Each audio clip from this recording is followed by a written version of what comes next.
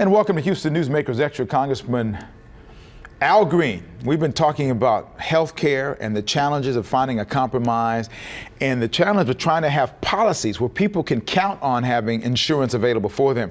What is the main difference between the Democrats and the Republicans in Congress about whether or not it's a right or something that people should automatically have? Well, Democrats have embraced the notion that it is a right. You should have health care and not wealth care. You shouldn't have it simply because you can afford it. And that's what the Senate bill does. It takes money from those who need health care, the poor, and it gives that money to the very rich, and it awards them wealth care. We're expanding the concentration of wealth with that bill. And that's something that we shouldn't do in this country. By the way, there are 20 people in this country who have as much wealth as the bottom half of the people in this country. 20 people. We don't want to continue that concentration of wealth. This is the richest country in the world, but the wealth is not being spread around. And this health care bill that they're pushing forward really has more to it than health care, because you got to be able to afford things. And we've got to talk about a living wage for people in this country. You can work full-time in America and live below the poverty line. How do you make people understand what's going on? Everything, it's so complicated. This health care bill, as you know, and it's been talked about for a long time, is really complicated. What's the key to making a bill available that people can understand even before they decide about what's in it? Well, the key to it is what we're doing now, and I'm grateful to this station for what you're doing to let this message get to the masses. People do have to hear from us, and they've got to hear in clear and concise language, which is why I continually say to people, pay attention. Make sure that any bill that passes takes care of your pre-existing condition. And if you don't have one today, if you don't have a condition that may be with you the rest of your life, you are blessed. But for the grace of God, you don't have it, and you may have it later on. So you may not be one of the 22 million that would be kicked off of insurance right now, but you don't know what life holds in store for you, and you ought to want to protect your health care. You, at one point when you were calling for impeachment of President Trump, you got a lot of pushback, and some of it was angry, some of it was racist, some of it was very threatening. What was your response to that? I mean, your thoughts when that happened. Were you surprised when you got the kind of response that you got, especially that which was racist and threatening in nature?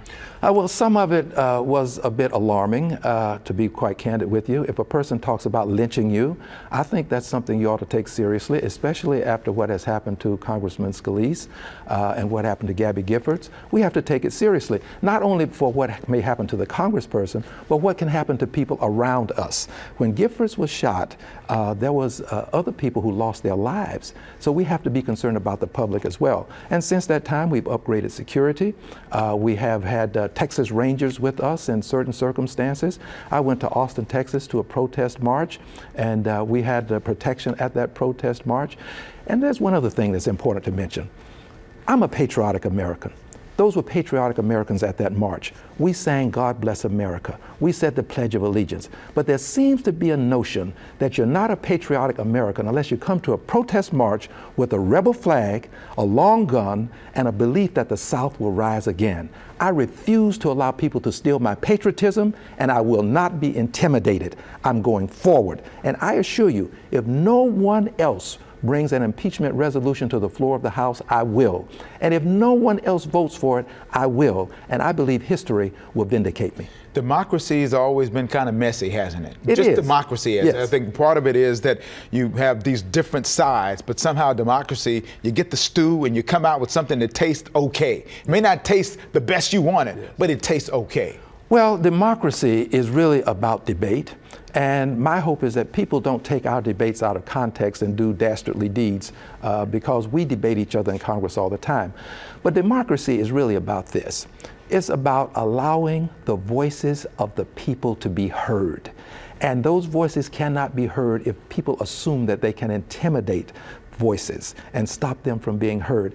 Everyone has a right to be heard. No one has a right to intimidate. No one has a right to threaten. No one has a right to take a person's life because you differ with that person's political philosophy. We all have a right to be heard.